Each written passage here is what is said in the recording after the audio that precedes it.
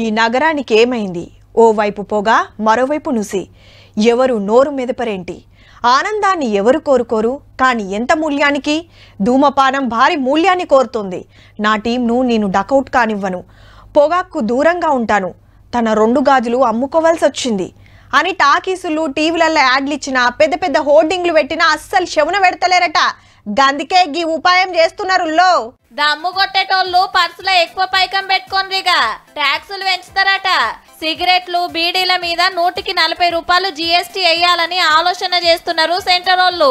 ఇప్పుడు 28 రూపాయలే, అంటే ఇంకో 12 రూపాయలు పబ్లిక్ పానాలు కాపాడతానికేనట. మరి పెట్టెలకు పెట్టెలు సిగరెట్, బీడీలు గుంజి గాలి గుండెలు ఖరాబ్ అవుతున్నాయి. పొగాకు నమ్లి నమ్లి దౌడలు దగ్గర పడి ముఖేష్లు అవుతున్నారని యాడ్లు చూపించినా ఇంటలేరట. ఇక రేటు పెంచితే తక్కువ చేస్తారని మనోళ్ళ ఆపోచన. చెప్తానికి ఇంటానికి మంచిగానే ఉన్నది గాని మందు తాగితే కార్జాలు ఖరాబ్ అయితాయని కీస మీద రాసిన, రేటు పెంచినా తాగుడేమన్నా తగ్గిందా? క్యాన్సర్ వస్తుందని సిగరెట్ పెట్టె మీద ఇంత పెద్ద బొమ్మ వేసినా గుంజుడు తక్కువైందా? గా నడుమ లూజ్ అమ్మొద్దని రూల్ తెస్తే రోజుకొక్కట్లొండు దాగేటోళ్ళు ఒక్క పారే డబ్బీ కొని గడికోటి గుంజబట్టిరి. నీ ఎంగనే పబ్లిక్ పానాల మీద గంత పాయిరం ఉంటే గిట్ల ట్యాక్సులు పెంచే బదాలు కంపెనీలే బంద్ పెడితే కాదా అనేరు. ఆమ్దాని పెంచుకుంటానికి ఇదో సాకు గంతే.